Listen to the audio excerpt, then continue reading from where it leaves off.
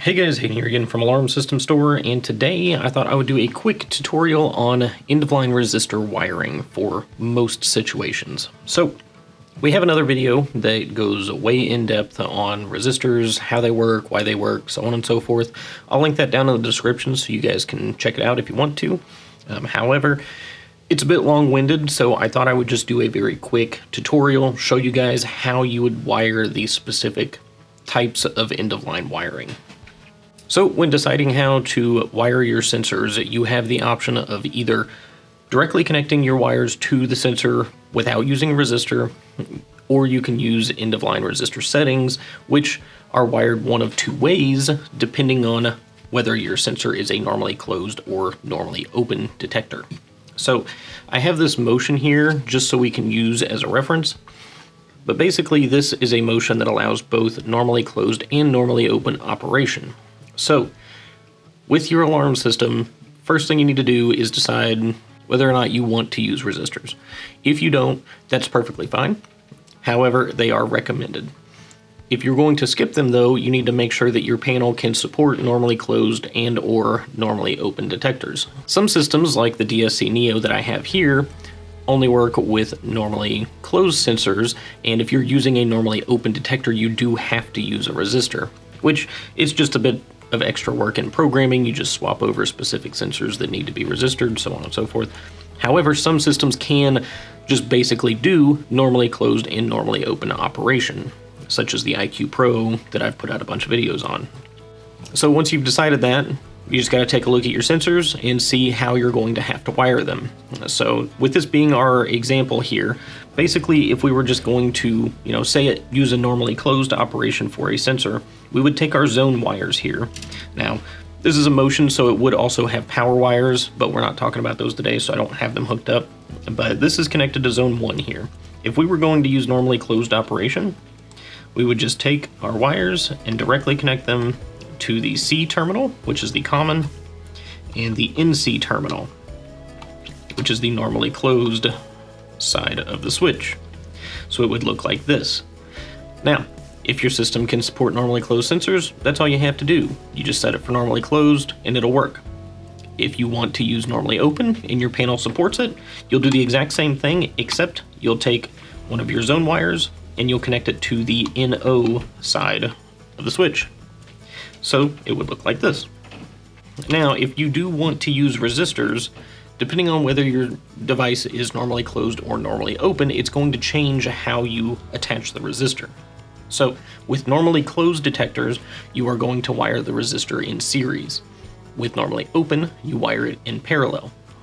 So in the case of a normally closed circuit, what we're going to do is, since yellow here is kind of our positive, it's connected to Z1, we're going to connect it to the NC terminal, just like this. And since we have to have an in-series resistor, we're going to take the resistor, connect it to the C terminal, and then we were going to splice the return wire to the system to the other end of the resistor. So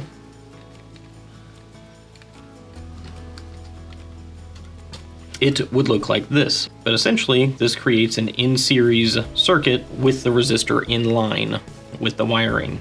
So as the electricity flows, it goes in through the normally closed switch inside here, through the resistor, and then back to the system.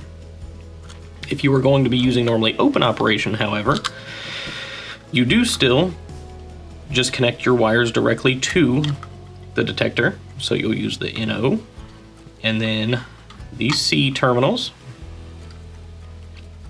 However, with the resistor, you're going to wire it in parallel, which means that you are going to take the resistor and stick it in both terminals as well. Sorry, that was fighting me a bit. But this is what it would look like if it was a normally open circuit.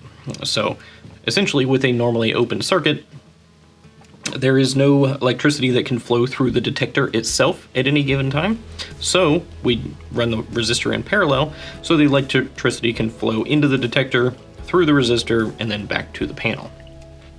So those are your three most common types of wiring setups. It's either going to be normally closed, normally open, in series resistor, or in parallel resistor like we have here.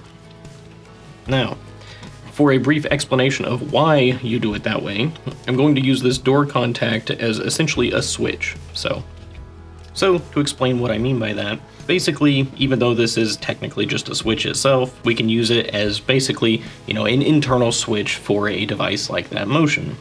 So if we have our, two metal contacts as part of our switch here inside the motion, in a closed state, these are touching each other.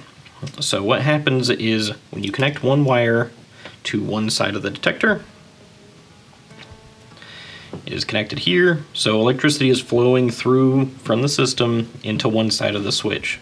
When it's closed, that allows the electricity to flow through to the other side of the switch, and then the other wire takes that electricity back to the panel and completes a full circuit. With a normally open setup, this is what it would look like. Basically, the electricity flows in from one side, hits one side of the switch. This is disconnected, so that's where the electricity stops. So if we want to use the resistor with our normally open circuit, essentially all we're doing is we're bridging that gap in the switch with the resistor. That's what wiring a resistor in parallel does. So essentially, instead of having that gap there, you're just going to have the resistor bridge that, like so.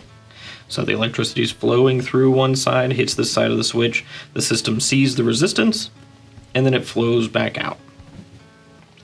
Now, whenever the contact triggers, all it does is it closes this circuit.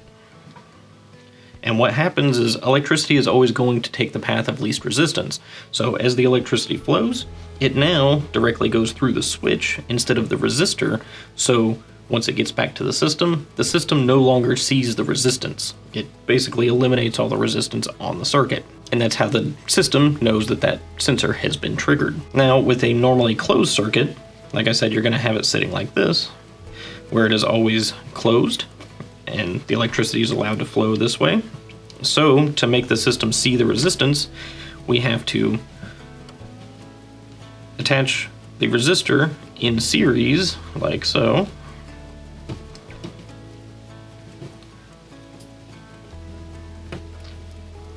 Now, with a normally closed circuit, instead of having a gap here, the electricity is always just going to be able to flow through the switch. That's why we have to change the resistor to an in-series resistor. That way, the electricity flows in one side, goes through the switch, hits the resistance, and then goes back to the panel.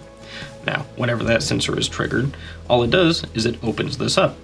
So now, basically, no electricity can pass through the circuit at all. That's how the system knows that this sensor has been triggered.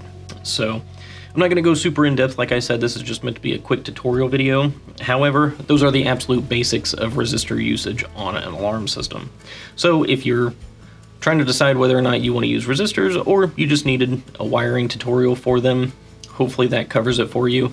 Now, 99% of people are only ever going to use single end-of-line resistors like I did here. However, if you are interested in double end-of-line resistors, that is covered in our other video that's down in the description. So if you want to, feel free to go check that out. Or if you just want to know more about, how the system actually senses that resistance and like what it looks for in each particular case, that video covers in depth pretty much everything you could ever want to know about using resistors on an alarm system. So hopefully that was informative. If you guys found it useful, please leave a like and subscribe down below. And if you have any questions, by all means, leave a comment and we will answer as quickly as we can. Otherwise, though, I will catch you guys on the next one.